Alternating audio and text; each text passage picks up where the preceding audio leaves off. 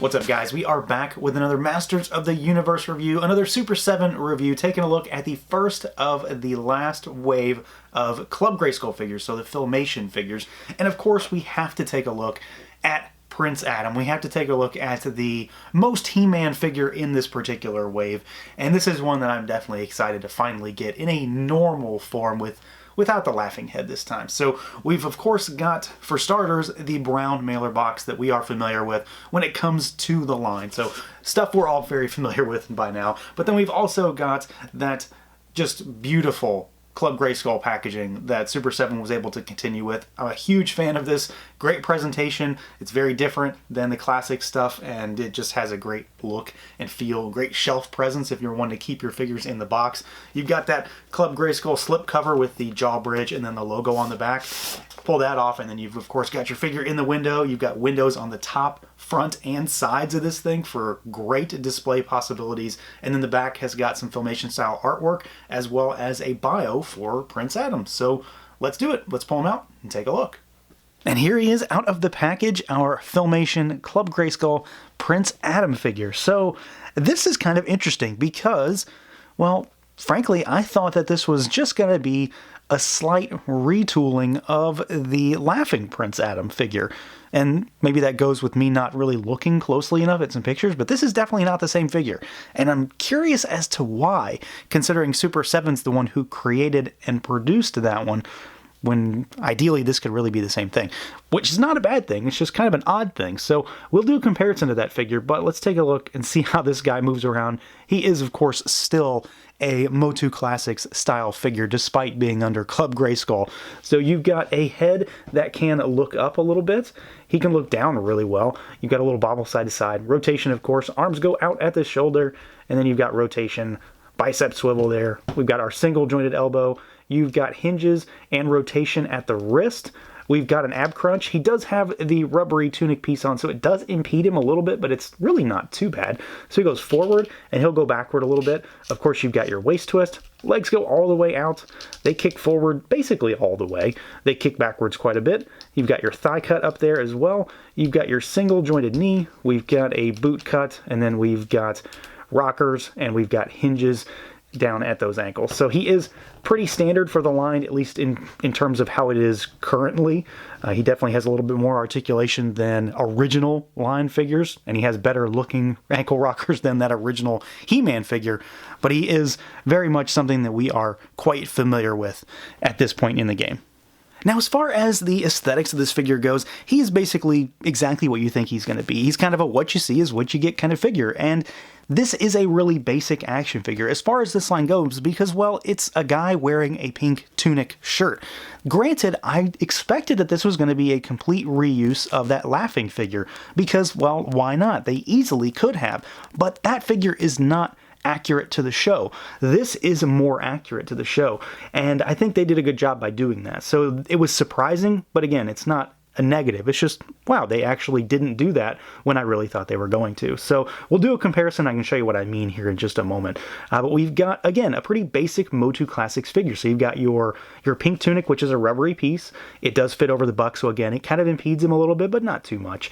You've got a little bit of detail here as far as line work goes for the pecs, and then the collar, and then a little bit for the shoulder pads, but it's faint. It's not too overbearing. Not a whole lot going on the back, so of course no sheath for the sword, which is normal here. And then you've got the black belt with the yellow medallion, white sleeves, painted hands, which is really good. Of course, they're a little too tan, but you've got the lavender loincloth, the periwinkle-ish leggings here, and then you've got your white fur, purple boots down here at the feet. So he is pretty basic, but that's what he is. He's a standard MOTUC Classics figure with a pink shirt on. That's what the figure's supposed to be, and I think Super 7 did a pretty good job here. The head was always going to be where it kind of hinged for me in terms of really how good this figure is, and I think for the most part they did a pretty solid job here. There is one problem here though, and it's the complexion. He still has his kind of He-Man tan, Prince Adam is white as a ghost. It's something that I can pretty easily overlook because if you put him next to a He-Man, he's still not as tan. He's got a little bit more fair complexion, but he still looks very, very tan, at least in comparison to maybe the source artwork. It still looks really good, and this is probably one of the best examples of what they should have done for the entirety of their run on Club Grayskull. The face is fully painted. It's very matte, it is very clean, and it just looks good. As far as the quality goes, there is no shiny plastic here, there is no sheen to that face, so all of that complaint is completely gone. It does not even remotely apply to this figure, and I think they did a great job of just doing that work here where, let's be honest, a lot of us really wanted to see it on past figures. So despite the fact that I think his face is a little bit too tan, I think they really killed it here just about in every other way possible. Now here's that comparison I was talking about, and there is definitely a difference between these two figures. There definitely should be a difference between these two figures. I'm still kind of surprised that there is, though. Frankly, I just assumed that we were going to get this body with this head sculpt on it. So again, it's more of a curiosity that I'm really happy didn't actually happen. So you've got a different tunic for one, so this one is different. It's a little more closed. It's got a different belt. The bottom half of the figure does seem to be the same. They look very, very similar. If they're different, it's very, very slight, so I'm not too sure, but it looks to be the same.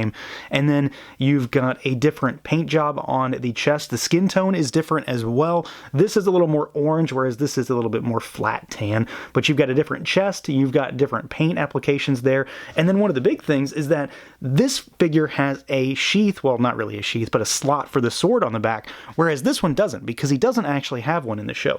So it's not necessarily a bad thing that they aren't the same, but again, I kind of expected that he would just be a simple parts reuse to get an easy figure out, but Super 7 went a little bit different and made him slightly more screen accurate, which, again, I'm happy they did that.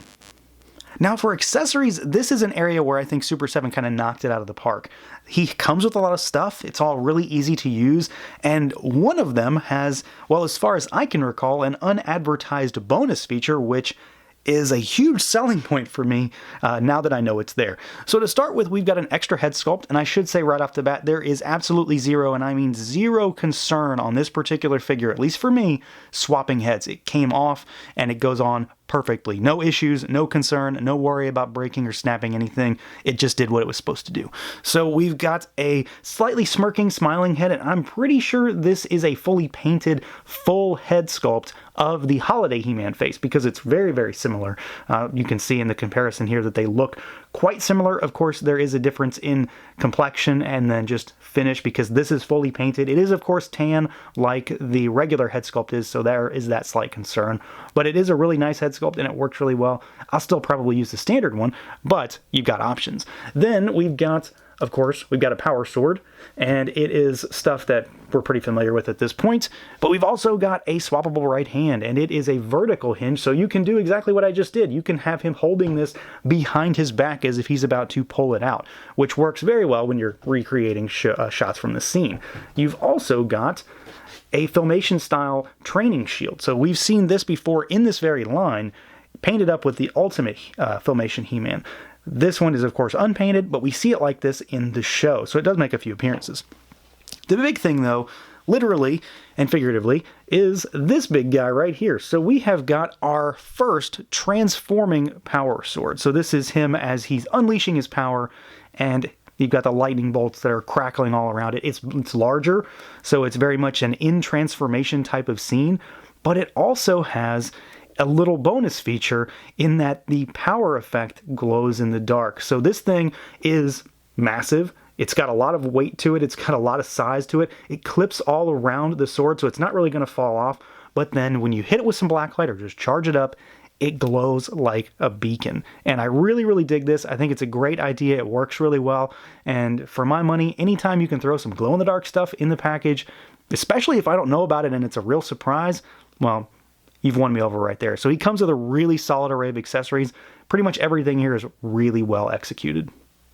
So overall, I'd say we have a pretty solid figure on our hands here. If anything, my one problem slash minor gripe, because it's not really bothering me all that much, is that he is too tan. Prince Adam is really, really pale in the show. He doesn't become tan until he transforms into He-Man, so you've got that kind of skin complexion issue going on. Otherwise, though, I'd say we've got a pretty solid figure. They kind of went above and beyond, I think, by not simply reusing that laughing body. You've got a solid head sculpt, we've got solid paint applications, and he comes with some great accessories that are easy to use, and of course we've got the very awesome glow-in-the-dark energy effect on that humongous power sword. I'm really, really digging everything about that particular effect. If anything, that puts this figure over the top and makes it something that you absolutely must have, because it just adds something that we've never had in this line before, and I'm really glad they decided to throw that in there. So despite the fact that this is the final He-Man Prince Adam figure that we're getting from Super 7, I am really happy to get this one in my hands, and I think they did a pretty solid job here. So that's going to do it for this look at the Super 7 Masters of the Universe Club Grayskull Prince Adam figure. Let me know what you guys think. Feel free to like, comment, subscribe, and share, and until next time.